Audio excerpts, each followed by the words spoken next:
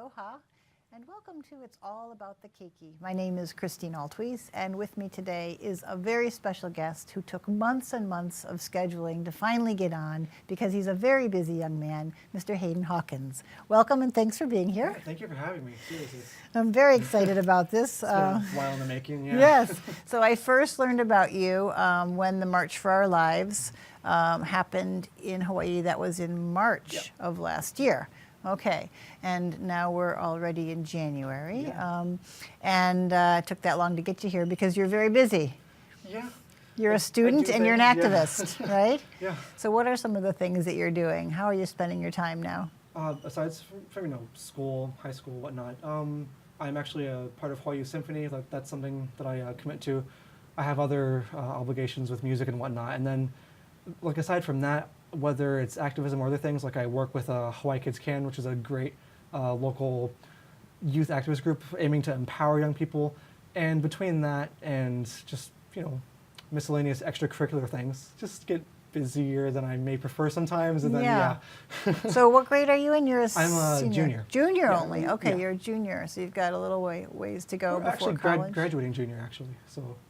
Oh, I don't even know what that is. That means you're almost finished already? Yeah. Wow. Believe it or not, yeah. Okay. That's crazy to me, too. So all your extracurriculars and you got through your school requirements ahead of time. Yeah. There's the basic reason is I came from a school that has more classes overall and a more busy schedule. And because of that, I just happen to have more credits than people would on average. I really can't take a lot of credit for my credits, but I think you can take a lot of credit for your credits. It worked out, I'll admit. I'm really glad. You're a hard worker, obviously. I try. Okay, you're a hard worker. And you, when you heard about, as we all heard about the Parkland shootings in Florida last year, you felt a call to action, I guess. Something stirred in you that made you feel like, can you tell us a little bit about that? Yeah. I'm not the only person who was touched by the event in this way. The thing that got me thrown into wanting to do something was the fact that right after the shooting, the students that survived were almost immediately doing conferences and doing interviews and things. And instead of, or I should say, despite the conditions of that tragedy, they were just out there seriously talking about what they thought could be done to change that. Things that they think would have prevented them from having to go through that awful experience.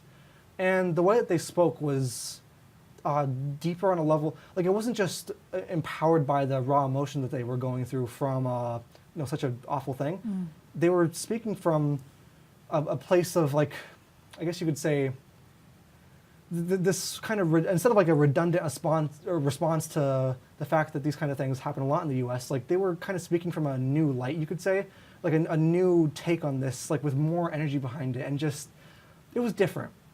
And the fact that there was any kind of regularity to the fact, to everything that was happening before that and everything that has happened since is tragic in and of itself, but with that, they kind of broke away. And myself and countless others were just, deeply inspired by that. I don't know how I can really express it. There's just something very, very serious about a young person on the verge of tears talking about their friend that they saw 2 days ago who's no longer with them and calling for action, and then not a lot of people will listen.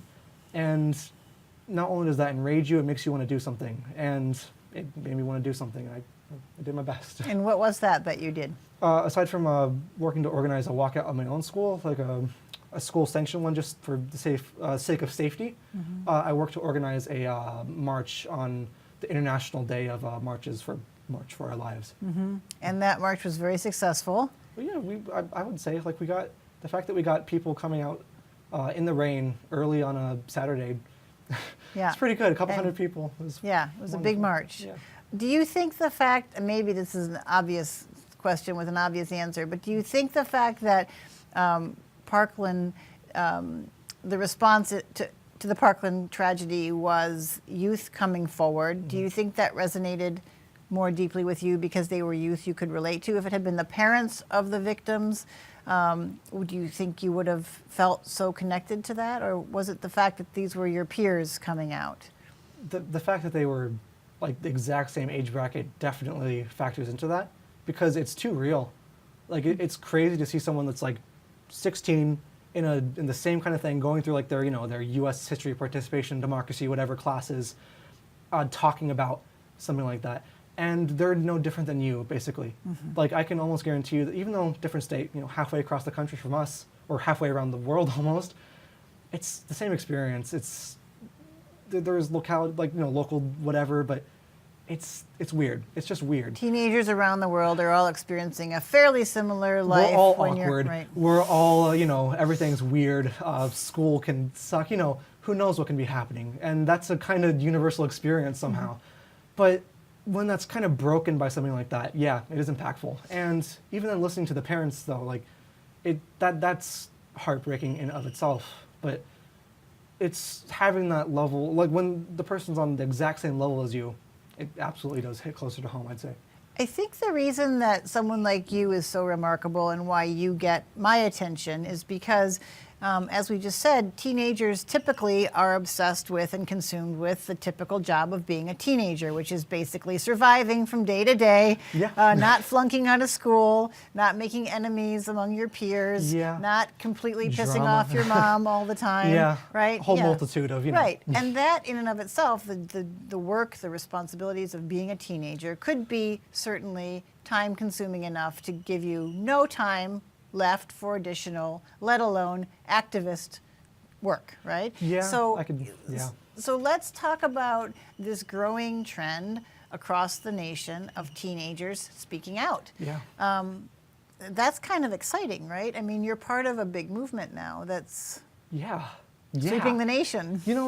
I feel like this is kind of a response to the fact that around the country as a whole, the lowest, the age bracket, I should say, with the lowest voter turnout is, the millennial generation, and like the younger you go, the lower the turnout is. And that's even true like among my peers, like, they're not voting, but I can hear them saying, oh, I don't want to vote, like, I don't think it really matters, or I think it's kind of, sometimes even it's pre-decided or something, or, like all these things. They don't feel like a lot of people don't feel like their vote really counts as much in the greater scheme of things. And that's unfortunate, but I feel like this rise in youth activism overall is kind of a response to this feeling of, like, I hate to say it, but like hopelessness or like, just cynicism about the system in general.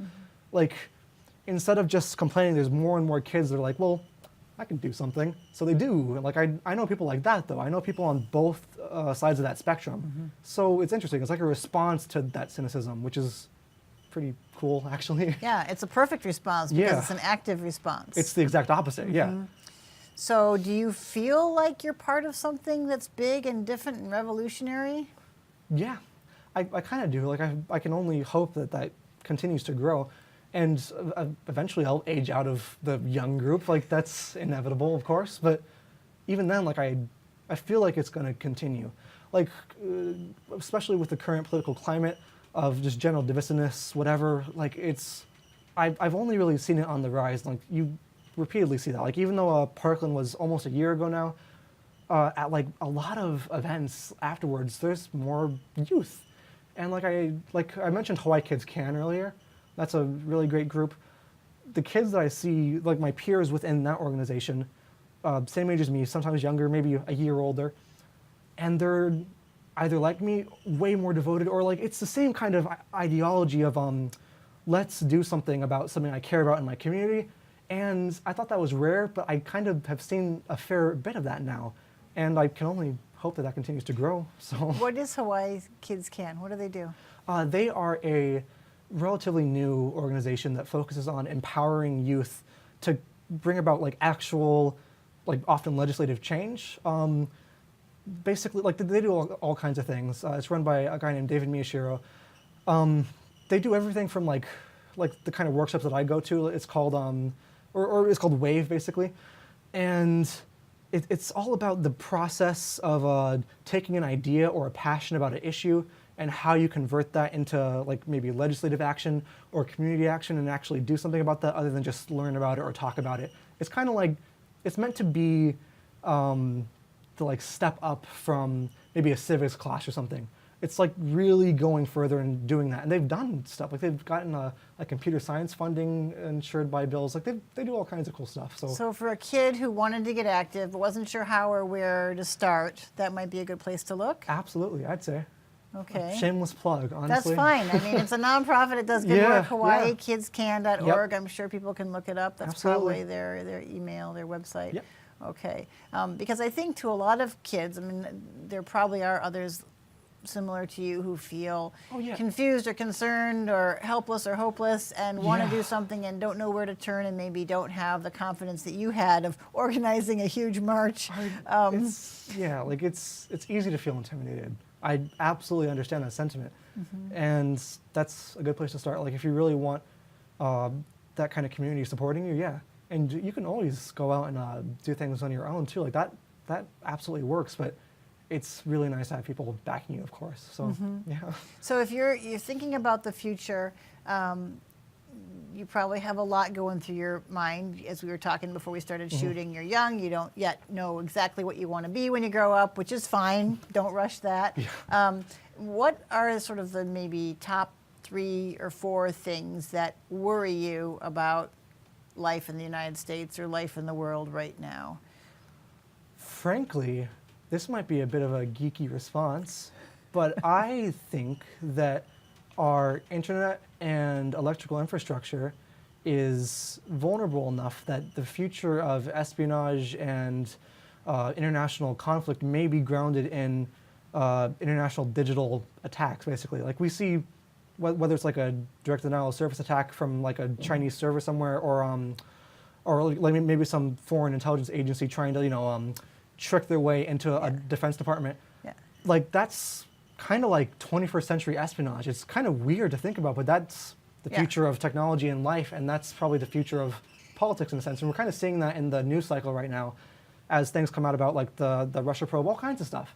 And I feel like if we don't modernize the infrastructure that we're using right now, then we're kind of just asking for an attack where perhaps a foreign nation could disable like a power system, and like what the purpose of that would be is debated, but it's a legitimate threat. Right, not geeky at all. I'm a complete non-geek, and that made complete sense to me. So so that's one thing you're concerned about is our vulnerability, just our general vulnerability, how much we rely on technology to sort of survive on a day-to-day basis. And the fact that we haven't quite modernized enough to really protect and adapt yet. Like as a whole, like sure, there's companies with their good cybersecurity protocols, whatever, but as a nation, like whether it's you're talking about like government servers or state systems, whatever, there's still vulnerabilities that haven't really been addressed, among other things. Like just as a whole, I'd say that's something that I worry about to some extent. Okay, and I was thinking when I asked that question, now that I realize, I think I was thinking like you were worried maybe about the environment. Oh, that's like the other big thing. Okay. Well, that's funny actually. Today was my first day back at school. Yay! Congratulations. Yay! I had a question on like a intro to a class today, like a civics class, basically talking about do you care the most about local, state, or local, national, or global issues the most? Like of those 3, which are the most important to you? And I was thinking about this earlier. In regards to like climate and environment, especially when you're talking about a local issue, especially for a place like us, thousands of miles away from everything, tiny island, something like climate change is pretty relevant, and that's a local issue, but it's also a national issue and it's also a global issue. And any global issue eventually permeates down to the lowest level of like local legislature, whatever. So in the end, that kind of stuff is a great concern to me, and I don't feel that we're doing enough at all. And the fact is, it's all very deeply interconnected. You can't really separate out local from global, and then national in between, right? Like what happens here has a ripple effect and affects everything, and vice versa. Like especially for an issue like that, you have to kind of have, in my opinion, I really think you have to have a like unilateral effort to curb that. That's why something like the Paris Climate Accords, great. Like that's a great goal to have, and countries for the most part are following that or withdrawing from it in the case of one. But regardless, like for an issue, again, especially like climate change, the state can do all it can to, curb the effects, whatever. But if it's just the state, that's not going to be, effective in the long run. You have to have the nation on board, but you can't just have one nation. You have to have the globe. And this goes for social issues. This goes for a lot of things if you want the real kind of change. But it starts at the lowest level and can permeate up. It's just, I worry about most issues. So, Right. yeah. So it's kind of unfair to say what's your top 3 because that list could go on. Okay, so maybe let me ask it this way. As somebody who has limited time, even though you seem to have stretched the amount of time you have into an almost infinite space, how do you decide when you wake up, in the morning, what you're going to tackle that day? Frankly, in regards to policy and activism, I would say the things that I, even though I really care about most issues near equally, the ones that I really push for more are those that affect the most people overall, like that will affect people negatively, that is, or can bring about positive change for a lot of people. So while like a policy about like a ban of like maybe a plastic is good, there's probably reasoning for that, I don't immediately prioritize that over policy for changing maybe the market system that like an electric company has on a market or something.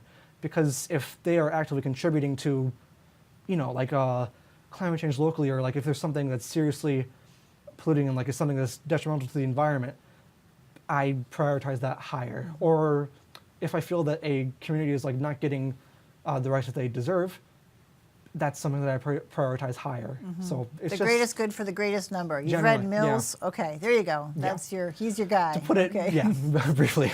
Okay. I'm still thinking about how we can sort of share your energy and your knowledge with kids who might be watching. Hawaii Kids Can would be a great thing to start with, and sort of maybe the idea when you wake up in the morning that if you see something that you don't think is right, look into how you can get active on that, right? Like don't feel helpless. Don't feel like you can't be the change. Absolutely. And in a sense, my response now is going to kind of tie into what I was saying before about this kind of general feeling of cynicism that I see a lot like throughout my generation and a lot of younger people in general.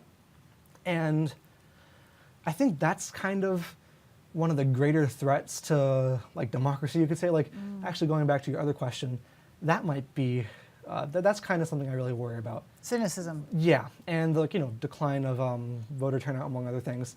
As silly as that may sound, it's just seriously, if there's anything I could say to young people, like anyone 16 like me, it's that though it may not often seem like it, unfortunately, a vote has a surprising amount of sway. And especially in a place like this, when you have elections that are often uncontested and you have like, very low turnouts in general, every single one of those votes starts to count. And the races here are crazy because like it's mainly the primaries. The primaries are like, kind of our main election because we're such a democratic state. If you look at like some of the turnout results for like the primaries from like this past election cycle, for example, some of these races in some of these districts are like maybe 50.2%, 50.3%, getting into these ridiculously small margins. Like it's close. Trevor Ozawa and Tommy Waters, Precisely. Like 22 votes. Exactly. Okay. And if that's not a good example, I don't know what is. Like seriously, like I've been in like, I can't express how many classes I've been that are like almost twice that size. And like, I thought that was a small amount of people in those classes. So it matters. It matters more than you may think, especially in like these local elections. And I feel like it's really disingenuous to feel that way about the system, but never try to participate in it. And I understand the cynicism because there was a point I was completely like that. Especially when I was like in middle school and like, starting to learn about this, whatever. I was like, oh, does it matter? Like, all the money's in this, but you can't combat the things that you like don't like about like the system, you could say, as a whole, without actually doing anything. Right. Like you have to do something. We have this great saying in Hawaii, no vote, no grumble, right? Precisely. Okay, so we were talking before about voting. Yeah. And you had some thoughts. Yeah, something actually that I'm working on and off on now is something called Vote 16 Hawaii. And basically the idea is that because in this state you can work and pay taxes and you could get your license and you could do a lot of things at 16 actually here, you would have to be able to vote. The main thing is the taxes part. You can get taxed like just like anybody else. It's the same tax rate as adults actually. Like if you're within that same work bracket, nothing's changed. Once you're 16, you don't need the work permit. Like you could just work and you can get taxed for that, but you cannot participate in the system which dictates the taxes that you pay. And for a country, you know, that kind of got founded on some issues with that, I don't know, it's just strange to us, myself and a few of my peers that worked on March for Our Lives and things. So that's something that we're working on now. Is to lower the voting age To from 18 16. to 16. Yeah. And we would be the only state in the nation. Yes. 18 is pretty much a universal Yeah. everywhere in the country. Oh yeah, like by constitutional act, like for the most part, like that's just standard. But it's not like it's not in the state's like political lifeblood. Back in the day, like I believe it was Senator Akaka, like it was those guys working to bring down the voting age from 21 to 18 nationally. That was during the Vietnam War, because back then, like there was outrage that you could be sent off, you could be drafted to go to Vietnam at 18, but you couldn't vote as a part of that greater system. Akaka, like those guys were our politicians from back in the day. Those were the guys that fought for that. I believe, like, if not one of the writers, one of the sponsors for sure. Like I've read plenty about that. Seriously, like this is not unprecedented for our state. Like, not new policy by any means. But So it's changing the age of majority in a sense. yeah, And if they were to say, well, just bring the tax situation up to age 18, would that appease you? that's a solution, but it's a pretty silly one, frankly. So like, that'll probably create an incentive for a lot of people to start working earlier, so you can get tax-free money. I somehow doubt the state will settle for a solution where, oh yeah, just don't pay taxes. We have plenty to pay for. But in the meantime, and I think that's really exciting, I love that you're thinking about that, that would take a lot of energy and effort, and you're going to be going off to college presumably fairly soon, so you might not be here to continue to push this Well, forward. I fully intend on sticking around here, actually. Okay, well that's great. We look forward to that. Good for us. Yeah. In the meantime, there's 2 years where you can't vote. There are lots of things that people like you and your age can be doing, right? And even can be doing to maybe affect the outcome of the vote. Yeah, for one thing, it's actually shown that when younger people vote and are enthusiastic about it, they get the older members of their household or their family involved too. Like that's one of the nice things about the fact that we can at least pre-register at 16 right now. For one thing, we can kind of start a discussion. You know, if you're pre-registering and like maybe your auntie, you know, who doesn't vote, that's a discussion to start. That's one thing. But if anything, some of the things you can do in the meantime, speaking of pre-registering, pre-register. Right. It makes it a lot easier, and you can just do it online, which is pretty cool, or just the form, whatever. They've made it easy, and I'm thankful for that. And so now, like I'm pre-registered, I just wait now. 18. Once you're 18, you can vote. It's a good system, a good thing to have. Another thing, in terms of general activism, there is always more to do than you may think. And activism is a pretty broad term in the sense that, you know, it's quite literally being active on an issue, and that can be virtually anything. So if you care about the environment, grab some friends and like go to a beach near your house, and even picking up that beach, that is a form of activism. And you can absolutely call yourself an activist, and you will be making a difference. And myself and many other people will appreciate that. But the thing is, that's perfectly fine. You don't have to be doing like legislative stuff to be considered an activist. Like, so long as you're trying to make a change in your community, I feel like that's the best thing you could be doing. So. Yeah, and that makes me think about all the little quiet activist things you can do too, right? Yeah. You can be an activist for better social intercourse by looking people in the eye when you're out, you know, shopping and saying thank you and opening doors for the elderly, and right? I mean, there's so many ways you can be an activist. Absolutely. You can be a rebel. You can be doing things consciously and making a difference. Actively making the change you want to see in your community. And I feel like, I know for a fact that everybody can do it, and I understand you don't always have time, of course. Like there's times where I can't be doing much, but what really matters is if you want to make the change, you ought to know that you can do it, and there are people who will support you. So. Why do you think, and we're almost out of time, so we're going to have to start wrapping up, but I'm thinking of 6,000 questions I now want to ask you. Why do you think you are the way you are? Do you think it's the way you were raised? Do you think it's the way you were educated? A combination of both, just how you were born? I mean, something happened at some point to make you so conscientious? Well, you know, character is kind of everything you described and then some. I really don't know if I can pinpoint like a singular event that led me here. Like, you know, there's a whole timeline of events that brought me to this point in time.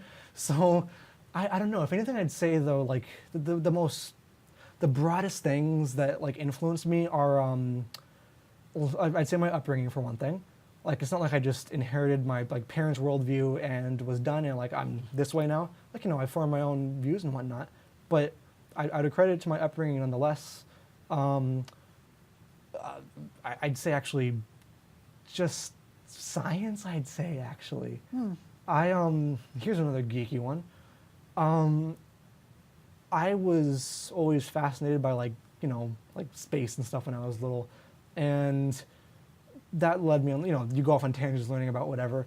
And that, I'd say that general urge to learn about things kind of makes you learn about current events eventually. 'Cause I was trying to think about the timeline of how I got here. Basically, all that science stuff that I was interested in led me to learning more about current events, which led me to get more interested in politics slowly. Like, you know, middle school, didn't really care, slowly cared more and more. But it was just, I can't accredit it to any singular thing. A good upbringing, a good education, because you've been at a good school, I know that you really value. Yeah. And I think giving Chance. Chance. And I'd really say chance. Like, Okay. I don't think I can accredit any one thing in particular. It's just, yeah.